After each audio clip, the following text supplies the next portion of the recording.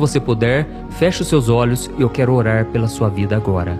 Senhor, meu Deus e meu Pai, eu quero te louvar por tudo que o Senhor tem feito em nossas vidas. Ó, meu Pai, obrigado por mais um dia. Obrigado, meu Pai, pelo ar que nós respiramos e também pelas dificuldades que a gente enfrenta. Muitas são as aflições do justo, mas o Senhor tem nos livrado de todas elas. É isso que diz a tua palavra no Salmo 34, o versículo 19.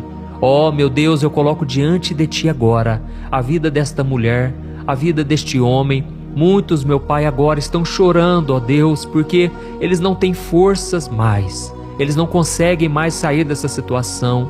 Todo dia, meu Pai, é uma batalha. Parece que eles nunca serão felizes de verdade. Mas Jesus, eu te peço agora, estende a tua mão, socorre, Senhor. Quantas pessoas agora, meu Pai, estão se afogando nos problemas, assim como o discípulo Pedro. Ele tinha uma boa intenção, mas ele acabou fraquejando, ele acabou olhando com um olhar racional, e ele começou a ver que é impossível uma pessoa caminhar sobre as águas. Mas ele se esqueceu naquele momento que foi Jesus quem o convidou a andar sobre as águas. Por isso eu te peço, Senhor, convida-nos para andar no sobrenatural, que nós não venhamos fazer isso para querer mostrar aos outros o quanto nós somos poderosos, fortes. Não, meu Pai. Nós queremos andar no sobrenatural para mostrar às pessoas o poder do Senhor. O poder e a glória pertencem somente a Ti. Ó, meu Deus, neste momento eu agradeço pelos grandes livramentos que o Senhor já nos deu. Quantos milagres nós já vivenciamos, quantas bênçãos. É impossível nós nos lembrarmos de tudo que o Senhor já fez. Mas eu te agradeço, Pai, neste momento. Obrigado, Deus, porque o Senhor abriu essa porta, essa corrente de fé, de oração, que tem crescido a cada dia. E eu peço, meu Pai, que ela venha se estender cada dia mais, que mais e mais pessoas sejam tocadas pela Tua palavra. Ó, meu Deus, traga pessoas de outras religiões, pessoas que precisam conhecer Jesus de verdade, pessoas que precisam de um propósito na vida. Senhor, eu oro por cada um agora que ainda tem essa indecisão, não sabe como será o futuro, muitas vezes está com medo, se sente angustiado, depressivo. Jesus, dá uma saída, Senhor. Ilumina o caminho dessa pessoa, que ela consiga enxergar um futuro de paz, de esperança, porque é exatamente isso que o Senhor tem para nós, um futuro abençoado. O Senhor tem para nós a ressurreição. E foi o próprio Senhor Jesus quem disse que se nós crermos nele, ainda que morramos, nós viveremos eternamente. Ó Jesus, obrigado, porque esse tempo aqui na terra é muito passageiro. Nós estamos aqui de passagem, mas eu creio que um dia iremos ao teu encontro de uma vez por todas. E aí nós iremos nos abraçar, iremos nos encontrar com irmãos queridos. E Pai, eu só tenho que te agradecer, porque diante desse mundo tão mau, o Senhor tem nos guardado da maldade, o Senhor tem nos livrado de pessoas mal intencionadas. Eu te agradeço, Jesus, e eu aproveito essa oportunidade para pedir também, proteja, Senhor, a nossa vida, a nossa casa, os nossos familiares.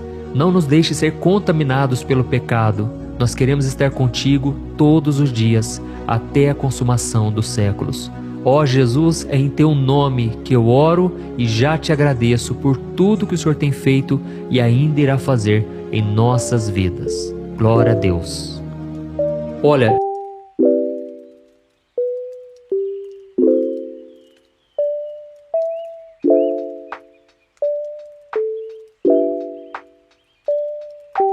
vocês uma passagem muito conhecida, mas que hoje você vai entender ela de uma maneira totalmente diferente. Está escrito em Mateus capítulo 14, o versículo 25 ao 33. Preste atenção. Alta madrugada, Jesus dirigiu-se a eles andando sobre o mar. Quando o viram andando sobre o mar, ficaram aterrorizados e disseram: "É um fantasma!" e gritaram de medo. Mas Jesus imediatamente lhes disse: "Coragem, sou eu, não tenham medo." "Senhor", disse Pedro, "se és tu, manda-me ir ao teu encontro por sobre as águas." "Venha", respondeu ele.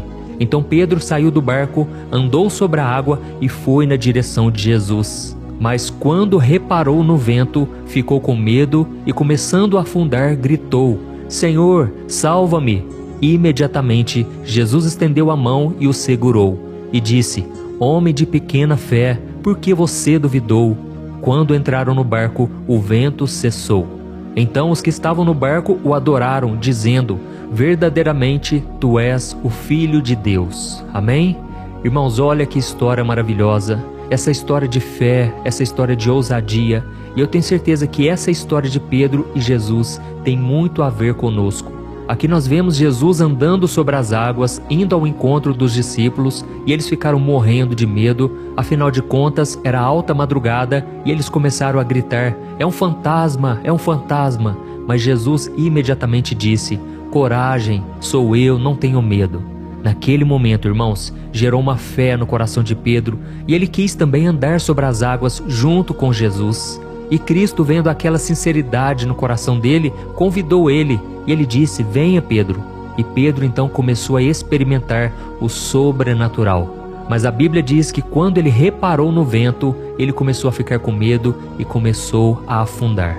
Irmãos, eu creio que essa mensagem tem muito a ver conosco.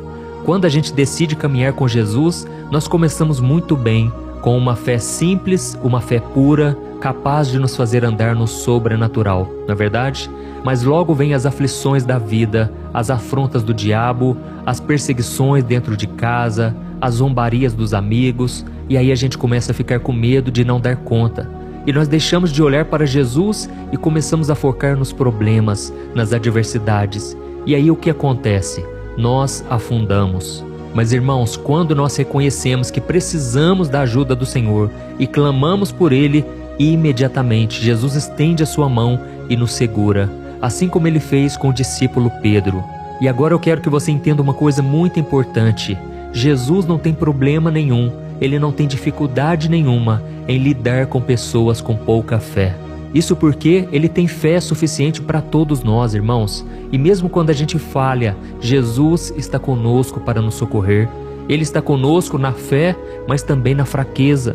Eu falo isso porque tem pessoas aqui me ouvindo que estão se afogando nos problemas, se afogando nas tempestades da vida. Você, mulher que tem focado no seu casamento, você só chora, você lamenta, você não consegue encontrar uma luz e aí você não tem força sequer para orar. Mas deixa eu te falar uma coisa, Jesus não vai te acusar, Ele não te aponta o dedo, mas Ele te diz: busque a minha presença de todo o coração, pare de olhar para os problemas, para os defeitos das pessoas, foque em mim. Oh, meus irmãos, eu creio que Jesus está aqui hoje e Ele quer te estender a mão, Ele quer que você volte a caminhar sobre as águas. Você que um dia experimentou o poder dEle, é hora de você voltar para a presença do Senhor. Eu sei que o inimigo batalha muito na sua mente, dizendo que você está em pecado, que você não merece o perdão, que Deus não está com você, afinal de contas, você tem tantas coisas para melhorar. Mas ouça o que eu vou te falar agora. Jesus quer que você venha como você está, e quem vai transformar a sua vida é Ele. Não queira mudar tudo primeiro para ir até Jesus, porque senão você nunca voltará para a presença dEle, entendeu? Nós, irmãos, não podemos dar frutos se não for com a ajuda de Jesus. Ele mesmo disse: sem mim nada podeis fazer.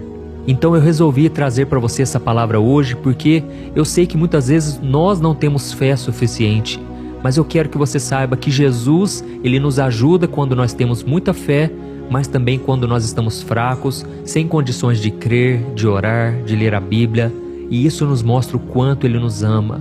A ajuda de Jesus, assim como foi com o discípulo Pedro, ela não está relacionada apenas à nossa fé, mas à intenção do nosso coração. Irmãos, quando eu me converti, eu tinha tantas coisas ainda a serem resolvidas, tantas pendências. É claro que eu ainda passo por problemas, eu tenho dificuldades também, mas no começo sempre é mais difícil, né? E então eu fazia a seguinte oração: Deus, olha para dentro de mim, veja a sinceridade, a intenção do meu coração. Irmãos, eu posso dizer a cada um de vocês que Deus, Ele sabe exatamente onde está a nossa maior fraqueza e Ele sabe também do nosso desejo de estar com Ele. E já que nós estamos falando de fraqueza, eu me lembrei aqui agora do apóstolo Paulo. Aquele homem era um homem muito forte, um homem muito inteligente, muito sábio. E mesmo quando ele se converteu, talvez ele tivesse que lutar com o orgulho, com a autossuficiência. Afinal de contas, ele era imbatível nos discursos, era um homem extremamente inteligente. Mas a Bíblia diz que um dia ele se deparou com uma fraqueza. E até hoje os estudiosos tentam entender qual era essa fraqueza, no qual o apóstolo Paulo chamou de espinho na carne. Nós não sabemos exatamente se ele estava enfrentando tentações, perseguições ou algum tipo de doença, mas a verdade é que a sua fraqueza trouxe a ele uma revelação muito maior da graça de Deus. Paulo já tinha recebido muitas revelações do Senhor e ele tinha escrito grande parte do Novo Testamento. Por isso é natural que ele se sentisse orgulhoso ou que talvez ele pensasse que fosse mais especial do que as outras pessoas. Mas irmãos, quando o deserto chega na vida de uma pessoa, a pessoa se quebranta, a pessoa se abre completamente para o Senhor, e as forças do apóstolo Paulo se esgotaram, e foi naquele momento que ele começou a clamar. E ele disse que clamou por 3 vezes e Deus não respondeu sua oração. Mas no final ele começou a entender a revelação de Deus, e o próprio Senhor falou com ele: Paulo, o meu poder se aperfeiçoa na sua fraqueza. E eu permiti esse espinho na carne, esse sofrimento, para que você não se ensoberbecesse, para que você não se orgulhasse. Irmãos, ao invés de acabar com o problema, Deus deu para Paulo uma força sobrenatural, uma força para superar aquela situação, e ele disse que a graça dele era suficiente. Eu não sei o que você está vivendo agora, eu não sei quais são as lutas, as dificuldades, mas eu sei que Deus está te fortalecendo neste exato momento. As ondas do mar estão tentando te afogar e aí você pensa que precisa ser forte o bastante para superar tudo isso. Mas na verdade, quem não vai deixar você se afundar é Jesus. Amém? É justamente